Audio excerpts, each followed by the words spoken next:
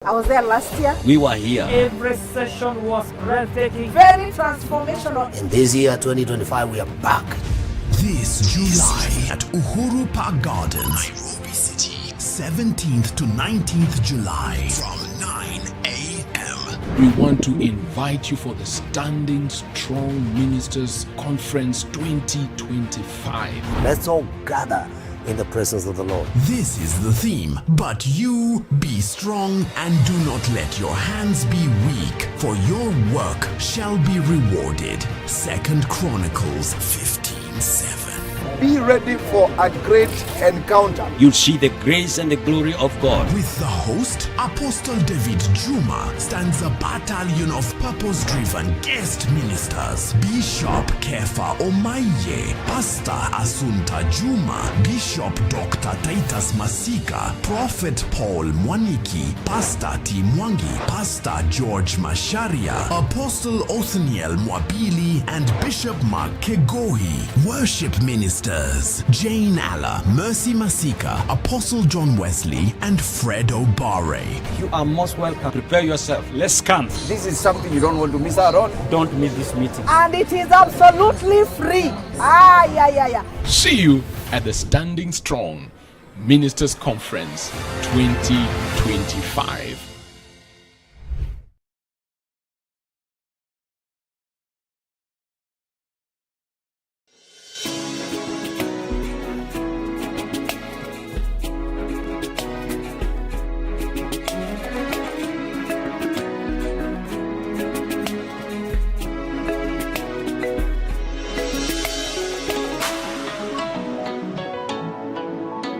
Elevate TV, advancing kingdom lifestyle.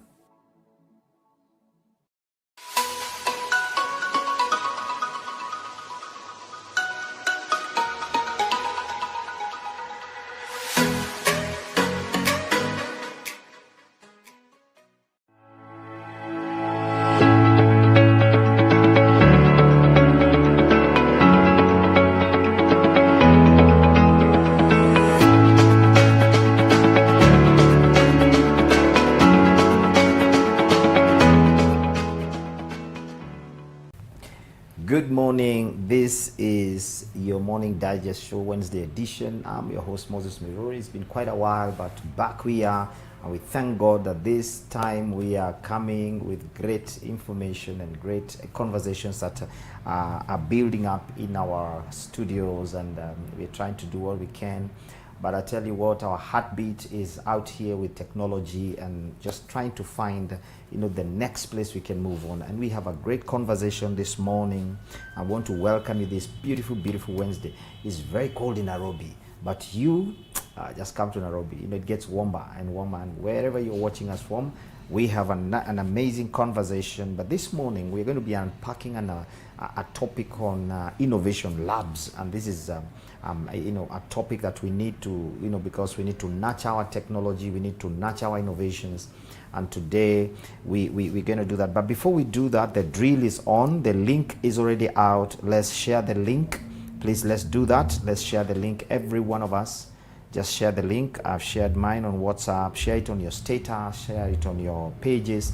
Let's gather the people for a great conversation this morning. And as we do that, we have to remember, this conversation. I'm having this conversation with a man I deeply admire. I mean, this man, he's those kind of people you want to keep around you all the time. He's been here before. He's a friend of this station, and I believe he's also your friend. Is none other than Dr. Mursi. I was telling somebody that you're a PhD in artificial intelligence. He said, "Wee." Karibu sana. Please introduce yourself again. We have new people. Yeah. So, Asante Moses. Good morning, everyone. Welcome again to our show this day. So, for those who are new, my name is Japheth Mursi, Dr. Japheth. I'm presently a lecturer for data science at the Daystar University. I continue to do research, mentorship, and also training within the data analytics and AI field. We are still running a Wazo Lab, which is my research firm and data analytics solution company, where we are doing a lot of things from research, from mentorship, and then also just partnering also with the industry. And I'm glad to be here. Thank you. Karibu sana. You know, I was just thinking as you're talking, do you have one of those memorable moments from a lab? You know, you come out and you go home singing. Yes, not recently, but now when I was completing my doctorate down in South Africa, so I had run a code for almost 2 weeks. Then finally, I just got my first accuracy. It was actually naive bias 93.67%. Amazing. From there now, like it was just so I still remember that day. Oh my goodness. Yes. This is amazing. You know, when I'm always hearing people coming up, you know, their new innovations. A few weeks ago, I was in a place where somebody was pitching for a very interesting innovation that is coming, and I really loved it. Telling you, people and Kenyans are clearly creative, innovative, and they are thinking and brainstorming day and night. Yeah. And one of the key things, I remember the last time you were here, you said something very profound. You said it's not just having innovations, it's solving problems. Yes. We have to come to a point where we are solving problems that, you know, making some of these situations easier and using technology, Yes. so that people can find it easier to run their businesses, or easier to do their normal opportunities. Maybe just as a beginning, Dr. What, you know, somebody was asking me, okay, what is an innovation lab? You know, do you have viruses in there, microscopes, you know? Yeah, so thank you. So in innovation labs, we do not have viruses or microscopes. It's just now, first innovation lab would be able to start with what problem are we trying to solve? Africa and Kenya in general, we have a lot of problems that needs a lot of solutions. So it's now through innovations where now you come up with an idea. So you are able to face a problem and say, for example, how comes a lot of people are being socially engineered? How comes a lot of people are being actually send fraud SMSs, and then from there now they are able to send money outside without even confirmation. You'll find, for example, someone is called, for example, you've won this amount. All you need to do is to be able to click this link. So those are some of the societal problems we have. When you go, for example, to farming, like now I was recently from home, so unfortunately I was able to lose one of my sheep. But now if now the way the West have been able to progress, so what mostly happens now, for example, in agriculture, so you'll be able to have what we are calling, for example, IoT tags. So within IoT tags, an animal like a sheep or cow will be able to carry them. So all the way from Nairobi or wherever you are, you'll actually be able to monitor their movement. Is there any sudden change in temperature, etc. So Kenya, we've yet to get there, and then again, existing solutions again, most of them are not tailored to our problems. That's where now innovations comes in. Innovations built by us for Africa, for Kenya, and now to solve our very unique problems. You know, when you talk like that, my thought is thinking about. You see, you cannot separate innovation and research at the same time. Yes. So what is a key, you know, difference between a regular research, you know, a research center or labs or hubs? You know, we are using the same words, you know, in science and this. What is the difference between innovation labs, where there is also research, there is also all this nurturing, mentorship? Because the same thing would go in a research center, maybe, you know, whether it's science or something. What is a key difference? So the key first, both ought to be, let's say, complementary, because now what happens is more in most Kenyan universities, people go do their masters, they do research, and then once we are able to do, we just publish thesis and then leave them in the library. Yes. Now, if now research was moving in tandem with now innovations, where now research has ended, now the innovators come in to be able to translate. So these were the findings. the findings were, for example, there is a lot of, let's say, for example, mortality among for example, women in rural areas. So maybe from the research now, recommendations would be, for example, develop tools or, for example, technology. Innovation now comes to be able now to pick from where research ended. And then if, for example, now there are gaps, then now both a researcher, like now what happens mostly in the West, so within most labs now, you'll be able to see they are able to release a research which also goes in tandem with a solution, based on that research. Just like what we are able to do with Finlingo. Yes. So we did data collection, we did a research, we were able to publish in a conference, and then now from there now we are now able to develop a solution based now on the research we did. So both of them ought to be able to move in tandem, research ends here, innovation comes in. Because again, we have a lot of problems that needs both researchers and innovators to be able to work together. Yeah. And we're going to talk about Finlingo, Yes, we will. It was dear to you.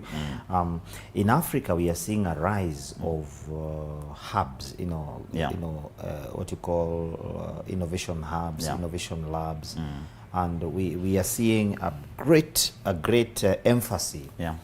Kenya being leader. I think Kenya is very far ahead in this. Ghana, I'm seeing South Africa. Yes.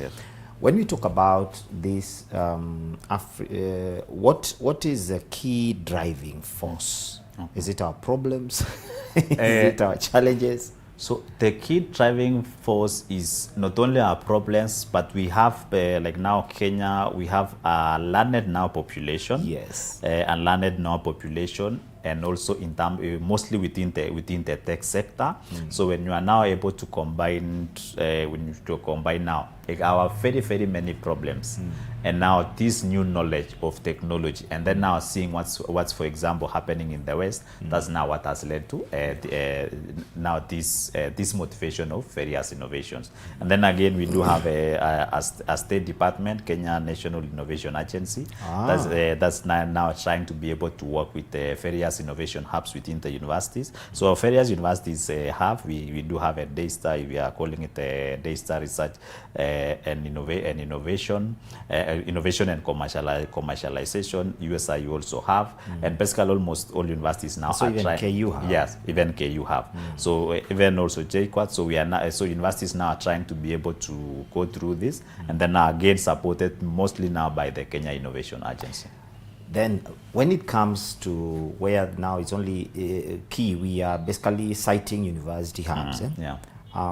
Do we have private individuals like yourself? Iwazo Lab is there. Are you getting fair treatment? Are you getting the same fair treatment? So we do have private hubs. The leading ones, we've got the NILAB, which has been in existence for a while. We've got iHub, and then now we've got the Microsoft ADC, the IBM Research Center. So there are various private labs, but what is lacking again is mostly support.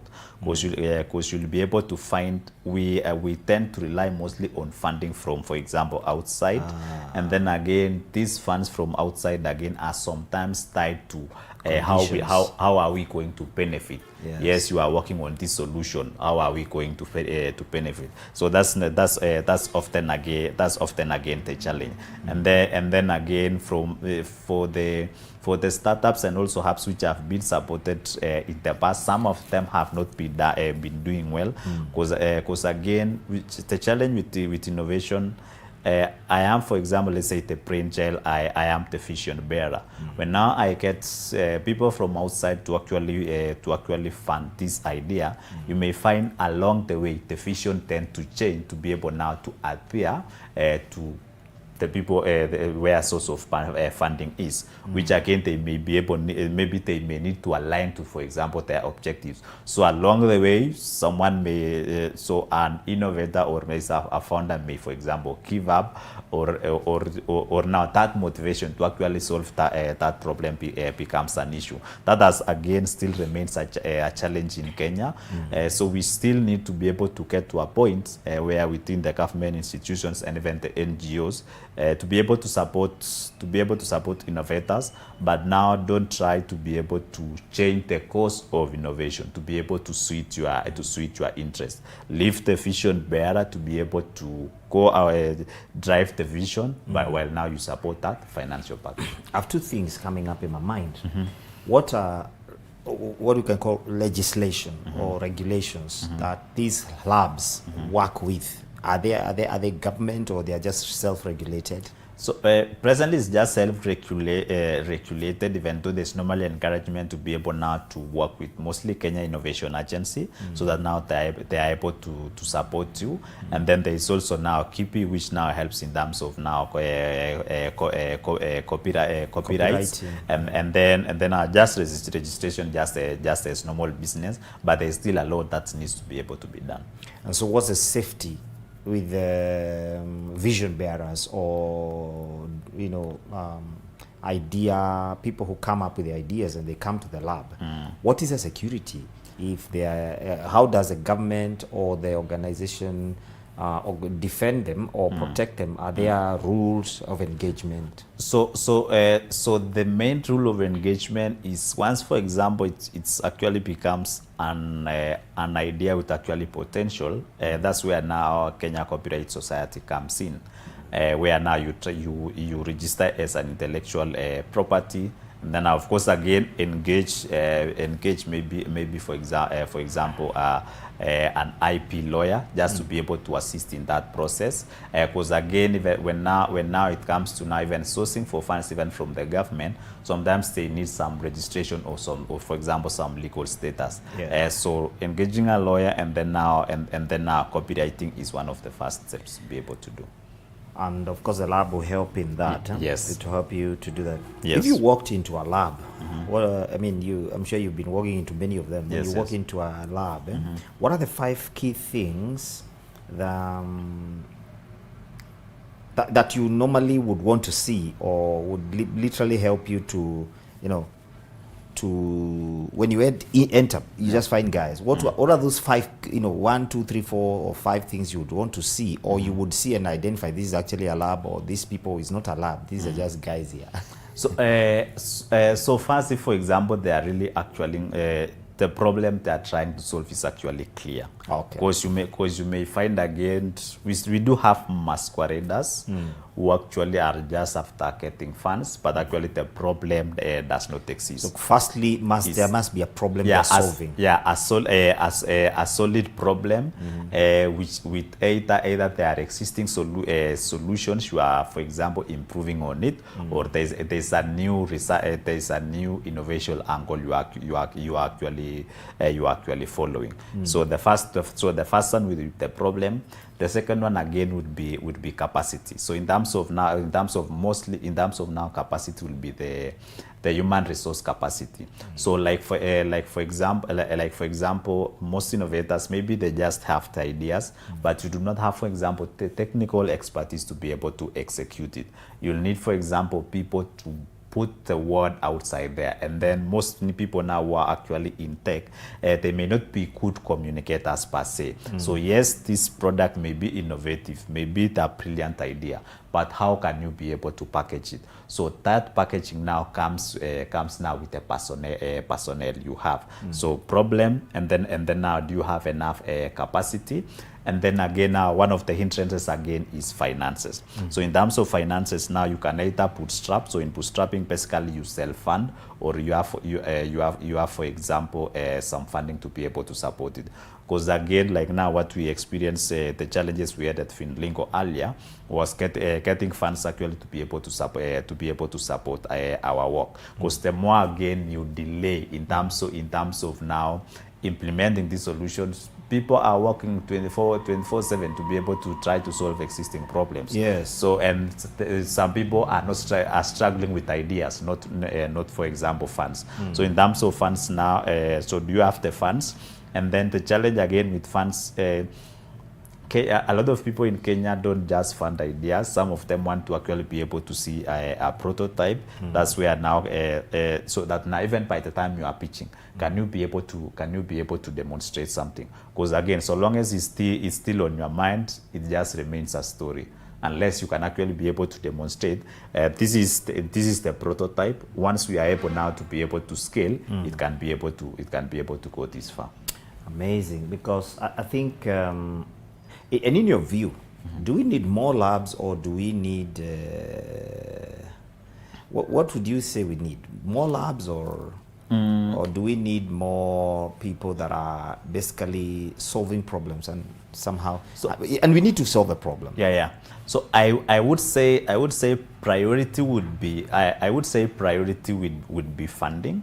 I remember when we started Finlingo, I did reach out to a few friends to be able to support our venture.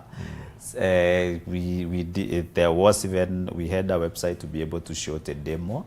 But again, a lot of people are still skeptical in terms of funding an idea. Because sometimes it doesn't have to be an NGO, it doesn't have to be government. It can just be, for example, a donation. Let me, like now what I do, let me just risk it. If it works well and good. So the main challenge is funding, and now people actually accepting that there are problems, there is a potential solution here, there is a potential solution here. Let me risk, for example, with my 20,000, let's see what it can be able to do. Because again, mostly in Kenya, we have a lot of young people working on a lot of solutions to solve several problems. But the challenge now is that funding to be able to pay for that software licenses, pay for that storage, pay for that GPU, etc. So if there is some just funding to be able to support, once now there is that prototype, to be able to cover. So funding, and then now, because we have enough problems. Yes, we have at least a good number of people trying to solve those problems. Now that support from funding, and then now mentorship. When we look at the innovations and the ideas that are coming up, copywriting them, being able to put them, at the stage where somebody is able to say there is something coming out of it. Look at the back work, the trials, the licenses, and now we have even KRA. Yeah, exactly. So they are coming, and maybe they don't even, and what are the metrics someone would use to be able to tax some of these guys? Because now you're not seeing the work that has been done in the back. You're just seeing the money coming in, and you don't even know how much these guys are trying to pay back. It's scary. And by the way, the other thing I would want to ask, has KRA ever come to these labs to try to understand how they work, so that they can be able even to think on how to tax this? Not really, even though in terms of legislation, they do provide, I think, a 5-year tax holiday, just to be able to support. But in terms of now, for example, them coming to really be able to support the labs, I've not seen them. I think they just try to work with the other agencies. But in terms of legislation, they do support to some extent. Wow, yeah, that's amazing. Before we go for a break now, we are talking about the critical need for these labs, because without these labs, we are not going to see. The challenge is also the innovations that are coming up. Some of them, I think they don't have a future. They are short-lived, and I think why are they short-lived, or why are they collapsing instead of? So two things. So first, I would be biased, maybe because I'm coming from a research field, but I still believe in research. Yeah. So even before even launching, for example, a product, I do believe in doing that extensive research, even just doing predictions. How can we be able to evolve, for example, in the next 5 years, in terms of 10 years? Going back to the potential users, going to be able to ask them. Just do as much user research as possible. So the first aspect is research, and then the second aspect, sometimes actually again, which can be able to be tied to research, sometimes actually the problem you are trying to solve, it may not actually be a big problem. But now again, since you believe you are an innovator, you have this brilliant idea, you do not want to be able to benchmark on other existing solutions. So that's why now sometimes it becomes short-lived. So research, and then again, sometimes it's not actually it's not actually a problem per se. Amazing. When we look at the role of labs in driving digital inclusion, especially in Kenya today, and especially in fintech, I think you have an infinity to that one. What would you say about the importance of artificial intelligence in all this? Okay, so a lot of importance, because now we were doing at Daystar, now we are doing a lot of trainings, building capacity within AI. We are also launching our master's program in data science. We're also launching a diploma in AI and data science. So from the current age we are in now, AI has a lot of role to be able to play. As I mentioned last time, the World Economic Forum report, which was actually released at the start of this year, everyone, at least for every 100 people, 59% need to be able to upskill by for example 2030. This upskilling is upskilling within now the artificial intelligence field. It's now improving, for example, productivity. In fact, the latest research actually, as we were doing a class yesterday, was now the aspect of AI is now one of the key business strategy that companies are actually adopting. Because now you cannot be able to reduce cost, be efficient, and even be productive if you are not actually adopting artificial intelligence. This now is from customer service, even in terms of within fintech now in credit scoring, where we have now personalized learning. So AI is cutting across the field, because as I mentioned again last time, each and every field is generating data. We are limited as humans or as employees to be able to process this data. That's where now the artificial intelligence comes in. So for faster decision making, for faster data-driven decision making, that's where now AI comes in. Amazing. We are going for a break shortly, and I was just thinking about the current problems we have as a country. Yes. We have so many, but current problems. What do you think, the mother of all could be solved with the innovations? There's a guy I saw the other day. He has come up with an election something to help us with our elections. Yeah, so like now, I'm working with another interesting group. They are called Mursi Foundation. So Mursi Foundation, they have a social media app mostly focusing on now civic literacy, but now they are also building, trying now to be able to go into that civic literacy space. Yes. So that now by the time we talk about finance bill, not everyone is able to read, but now when we have now solutions and even now initiatives like what they are doing, they can now be able to simplify that that information now in a way now that a common one would actually be able to understand. So there's one Mursi Foundation. They are now again on basically also on election monitoring, and a lot of basically things happening around just having a literate society now, mostly in terms of governance. Yes. Because that's key. I'm just seeing some of the problems that are causing a lot of destruction right now can be solved with innovation. Yeah, sure. The other day I was just thinking about even a forum, ability to be able to find the voices of the people consolidated in a space, and be able now to come up with solutions that are people-based. Because I believe solutions are out here. Yeah, there are no solutions that you can just create in a hotel. Solutions are out here. People, one of the people was saying something interesting in Rwanda, how they are able to gather solutions and then bring innovation into them, and the people just survive. Yeah. In fact, Rwanda is actually, there's a lot of government will, even in terms of now supporting innovations, and basically to be able to solve as many problems that's actually affecting their citizenry.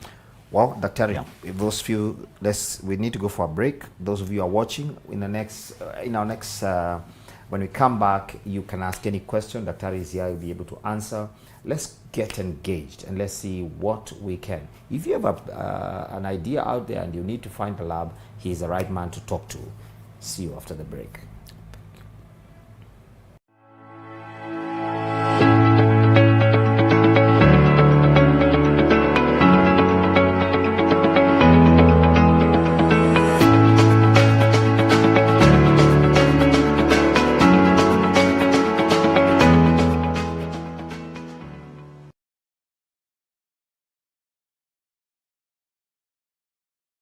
Explore a world of knowledge at Elevation Bookshop.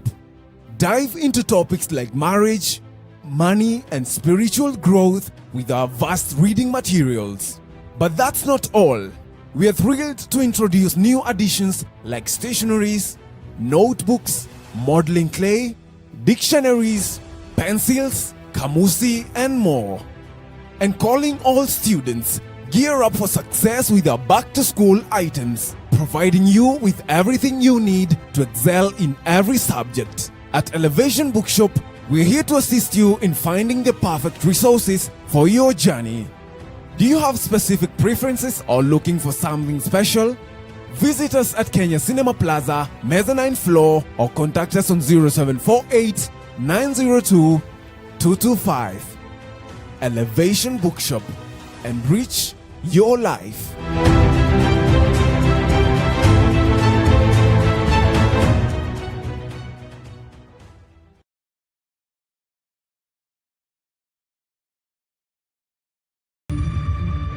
The Global Apostolic Leaders Network GALN invites you to the GALN International Conference Kenya chapter, themed Waves of Glory, happening in Transforming Lives Church Kitengela on 3rd and 4th of July 2025 from 9 a.m. to 5 p.m. daily.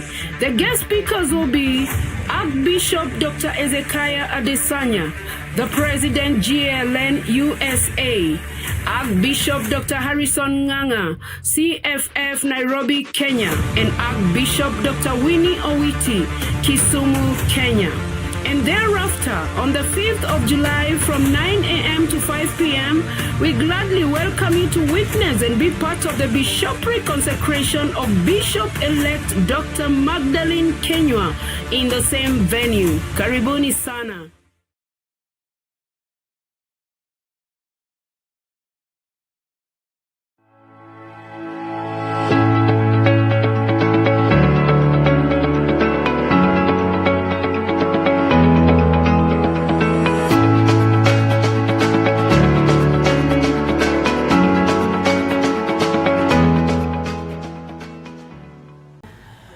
Welcome back. We are talking innovation labs and the need for them in our community and society and even our country, and the need for us to begin to look at our problems and seeing that they can be dealt with technology, because technology is here for us to use, not to, many people are afraid of technology, but we believe that in technology lies the ability for us to use and become more productive and even be able to do more than we are doing in our day-to-day living and solving our current problems in Africa, in Kenya, and wherever we are. And we're here with Dr. Mursi, one of the few, one of the PhD holders in artificial intelligence and especially in Fintech. We really appreciate you. Thank you for just finding time to come here. I'm just wondering about, just off the camera we were talking something. What are the misconceptions about these labs, and where do they come from?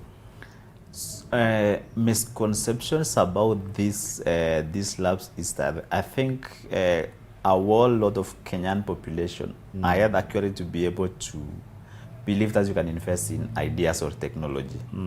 We are still obsessed with ploti maguta, buying, I don't know, cows, investing in also NSC, properties, stalls, etc.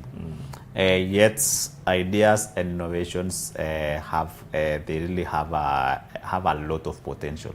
Before WhatsApp grew, like now 10 years ago we did not have WhatsApp. Yes. But it was just a simple. It was just a simple idea. They got some funding, and then when now Facebook was saw the potential, they went in, they bought it. Now we cannot now be able to communicate without WhatsApp. So sometimes just that risk, like, let me risk with Dr. Mursi. Let me risk with, for example, this lab. Let me risk with this idea. Because either way, we do have people in Kenya who bought plots. They've never seen them for the last 10 years. They spend at least 500,000. That 500,000 can be able to do a lot in a lab, in a lab or even in an idea. In fact, I really look forward to days where we'll now have individuals and even just local institutions actually adopting innovation labs, either within the tech sector or even within for example universities. You just risk. Let's see what happens. Because either way, we'll buy that land, it still stay idle, for example, for 5 to 10 years. What would you have gained within that 3 to 5 years? This solution could actually not only solve existing problems but be able to go far as much as possible. Could that be the reason ideas are failing because they don't have funding? Yeah, that's actually the main key reason. Because again, you'll use your funds until yet you are still paying bills until you just give up. I was reading something in the West that now even financial institutions, some nations, have come to a point where they are looking for those ideas and investing heavily because they are seeing the returns. Yeah, in fact, I know a professor in the US who specifically work within the universities to be able to research on a specific problem that's for example affecting Safaricom or a telco or an industry in the telcos. So now the telcos are actually funding him to be able to study this problem. Wow. And now, because now it's now through that study problem, they can now be able to recommend solutions. Fund now. So after now research, this is the problem, this is the potential solution. Now go ahead and be able to develop a solution. So I'm looking. So Kenya, we are still yet to get there. We are now just a telco saying, Dr. Mursi, this is your research area. We are funding you. Solve this problem. In fact, I would dedicate all my time to actually be able to do it. I read something that made me think. He said actually Africa and especially Kenya has innovations that it doesn't own. And the reason is this, their owners are here, the developers are here, but the funding is coming from a certain state in America. Yeah. And so those people literally own the innovation. I don't want to mention names. They own the innovations, though the innovators are here. And so, and the writer was saying, this is what we are doing to our people, because yes, they are the Africans trying to solve the Africa problem, but then that solution that is solving Africa problems is not owned by the Africans. They have actually given it over again back to these people, and we have no problem with them because they have the money to fund it. What do you say to that? Again, so in regards to that, regulation can still be tightened around that area, around funding, but it also calls for us as Kenyans and Africans to actually do self-reflection. This because now, if for example those people like are that word, self-reflection. Yeah, if for example those people are bringing, for example, 10 to 30 million, we have people here who can be able to raise that amount easily. Yes. Even if you combine, for example, 1 to 8 or 10 people, you can be able to raise that amount easily and actually be able to own something that solve for our problems.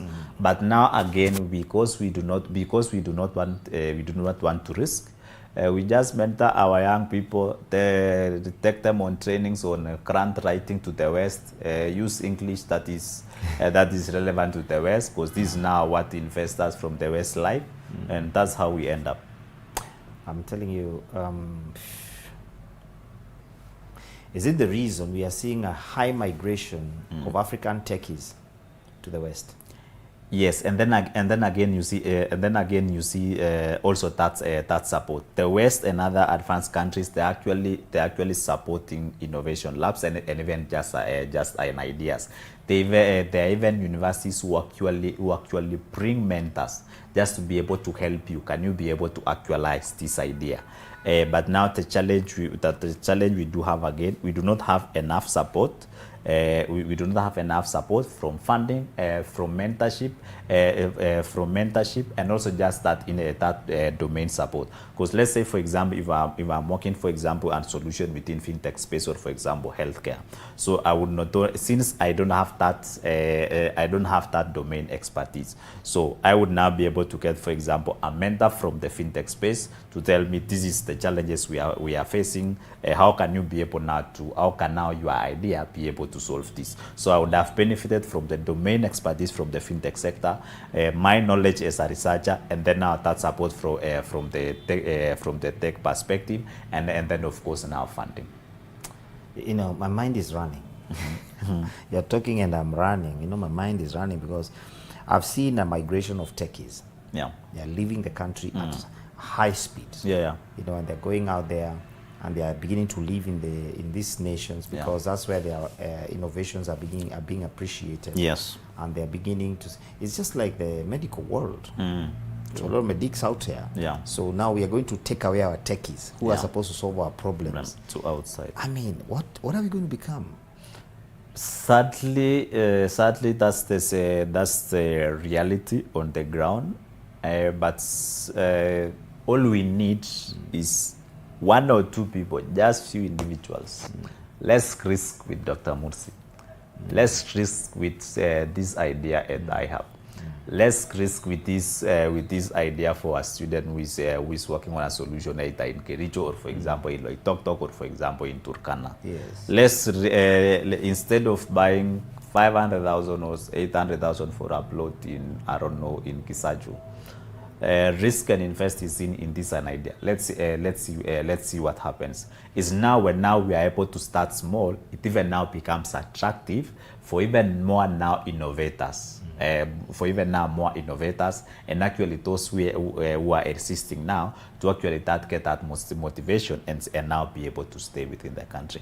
Otherwise, we'll still keep losing them, because they are celebrated outside, they are appreciated outside, and unless we do something, we'll still be just consuming technology from outside, which originated from our end.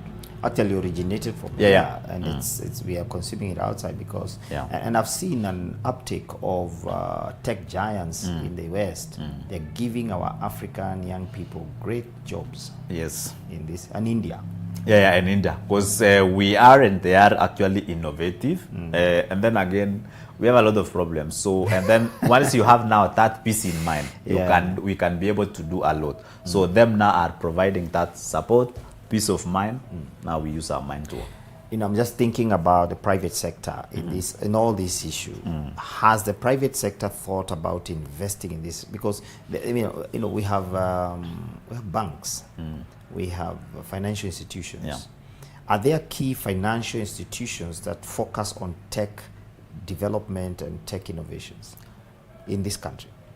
There are a few, and those few are actually focusing mostly in as foundations. So it's more of a CSR. It's more of a CSR as opposed to saying, for example, this is our research and innovation department. That's actually fully funded. Go out there and be able to do research and be able to develop that solution. Because I remember when I was starting, I was able to reach out to a few institutions. The answer I was getting from them is apply through our foundation, We normally support sectors in TVET. You can be able to get something around there. So it's not that focus. That focus because again maybe the people running again, they don't have that faith, or just that lack of self-awareness. But I'm looking forward to a bank risking and say, for example, this will be our research and innovation department. We will be funding research that is outside. We do not just take, let's say there's a good idea here, we go ahead and own it, but just support innovators. You know, I want us to throw a stone in a glass house. I want you to talk to the church. The church. Because I believe religious organizations, faith-based organizations, and religious organizations can invest in innovations. Yeah. Because one of the key things, they are positioned in a place where they're actually problem solvers. But have they considered technology? So church, my people, I am one of you. I am one of you. I like the green. Yes, I am one of you. And again, I still say the church still remains a sleeping giant in Kenya. We have a lot of professionals who are in church. And I still, just like as I mentioned last time, I'm still looking forward to a day when church actually will again be able to dedicate part of their ministry activities to support innovations, to be able to support research, to be able to support, for example, hackathons. Like for example, we have an upcoming datathon competition between the Eastern University, ALX, and Zindi. That's happening on 25th. This month. This month. I wish a church again will just be able to risk and say, the Easter is a Christian institution. Let's risk and, for example, support these innovators. Okay, let's risk and support, for example, these students. It will go a long way in even supporting not only these students, but also just us diversifying in terms of ministry. Yeah. So tech research still remains a ministry gap for the churches. There's a gap because there's a major conference happening, the Lausanne conference. I don't know if you know it. Yeah, I have noted they are very key in technology. Yeah, they are actually they even have a whole subject on AI. Exactly. And world evangelization, AI, and how technology should be used in the harvest. Yeah. And I've enrolled for it. Good. So it's some of these things are very, they are very enlightening because if we don't use technology at this time, we're going to find ourselves in a scenario that we cannot be able to come out of it.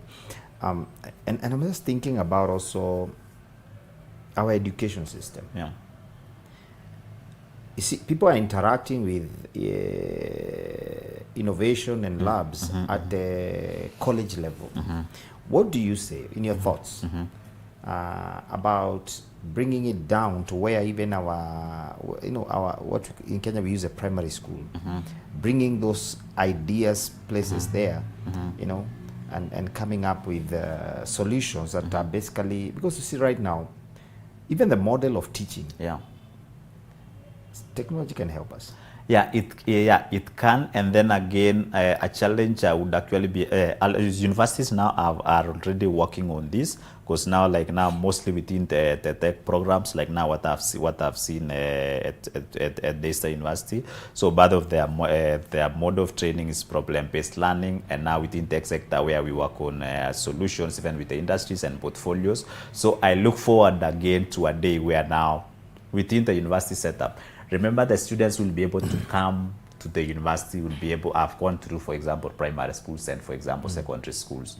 So instead of waiting for them to be able to join us once they are able to finish, why can't again, just like I'm asking the church, I'm also asking the universities to be able to go to the primary school, go to the secondary schools, support the ideas, because from there now you actually building a pipeline. Because imagine, for example, you are in secondary school, Daystar University came, they were able to involve you. Like now we did, at the start of this year, we had a Pi Day, where now we had a science symposium and competitions. So such activities now, so that now by the time even a student is finishing, for example, completing, for example, high school, I know when I was in Form 3, Daystar University came, they were able to support us in this science competition. So even as you are finishing, you already know this is the university that came to me when I was young. So again, universities need to be able to go down there, build a pipeline, again, just support also as part of CSR, so that at the end of the day, we are all collectively trying to be able to solve the problems we currently face. I agree with you, because I'm thinking about a situation where, you see, they say and accuse us that our education system is job-based. It's basically to prepare you for a job. What about most of these labs, whether private or government or even universities, like you say, go down to these schools and begin to show them you are actually you're actually problem solvers, and you can do it this way, and begin to inspire problem solving right from a younger age, so that children begin to think about what can, because every age has its own problem. Exactly. Yesterday, I think I think you need to recruit me in the tech space.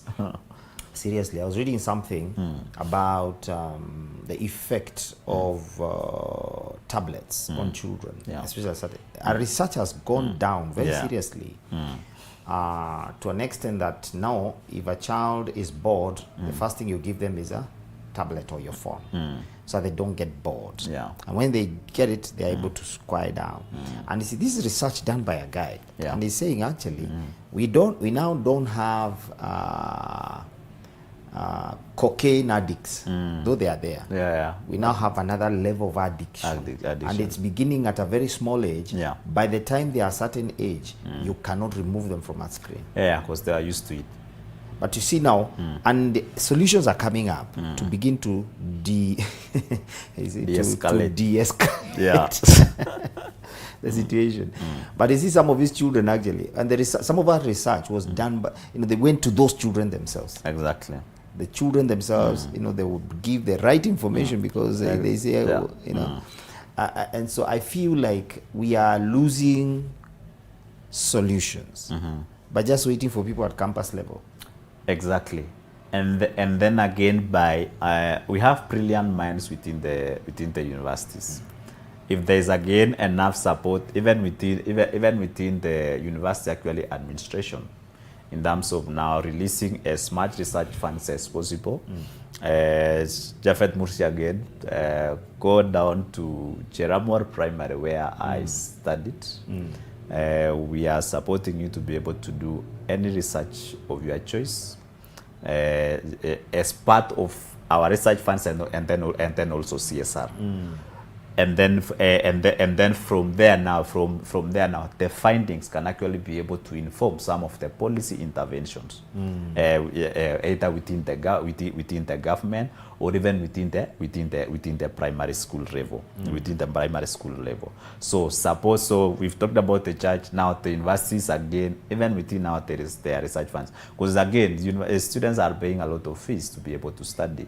So can we be able to set aside again those funds to actually be able to support even research, even at lower level? I think we really need to do something about, we're talking about raising solution, providers. You're a parent. Are you raising those children who know how to solve problems, or you just? That's my aim, and it started by even now when my daughter sees, she doesn't know actually the phone you can my phone or the mom's phone is actually for used for playing. So only now when my cousins and siblings come, then now they actually realize that their phones maybe have games, but she knows the one for dad and mom doesn't have anything. We are now focusing on book reading, so that now we are able to just develop Wally. I agree, because we also need to begin to nurture, solve, begin to teach people to solve problems. Yes. Because we are seeing that that is not. I want us to, I'm just thinking about how we can, even online resources. Yeah. How they are out here, online resources and programs that are interested in innovation. Yeah. Maybe we shift it to Finlingo.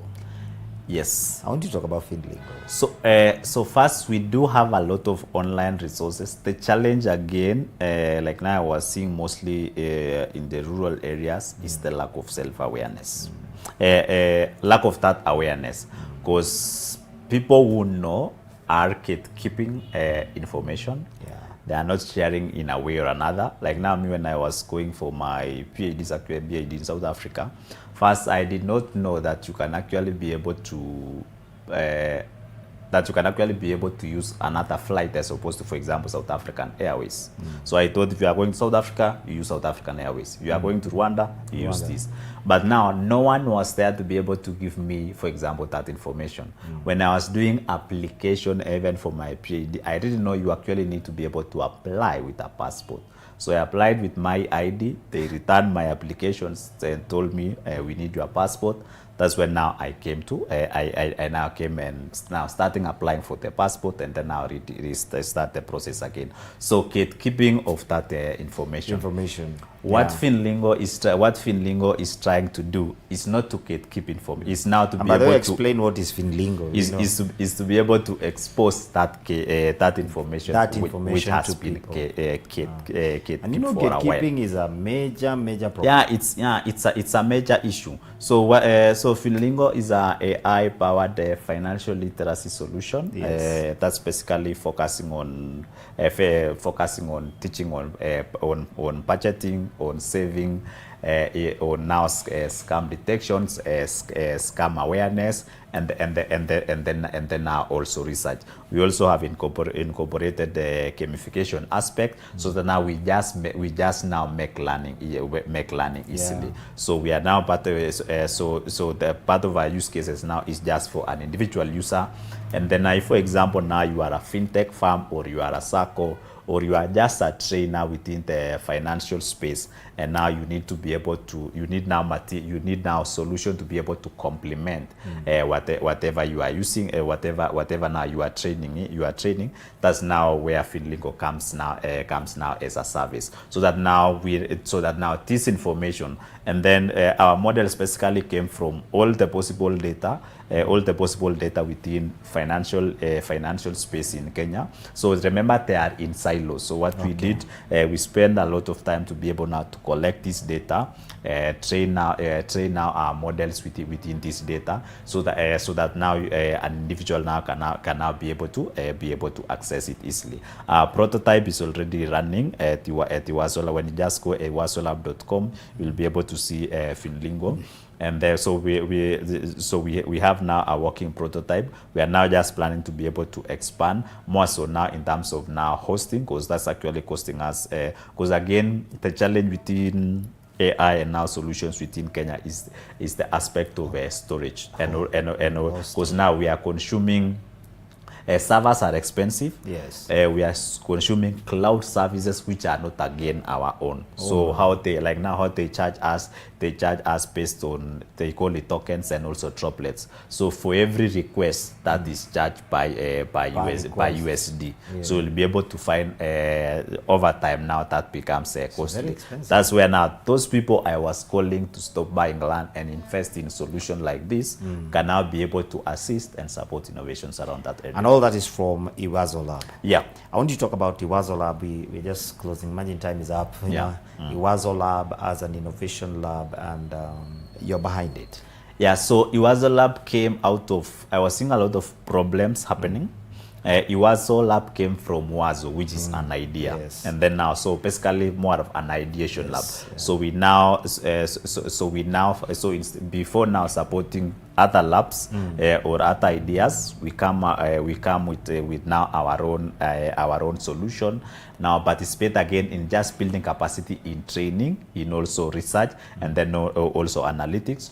All those work in tandem before now coming up with a solution. So from research, from building capacity, then now developing solutions, and then now working collaboratively with now institutions and then also other partners.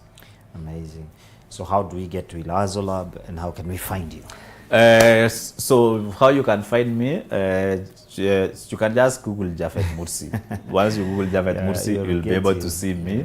And then again, Ilazo Lab is just iwazolab.com. Then you'll be able to find our details. Who can come?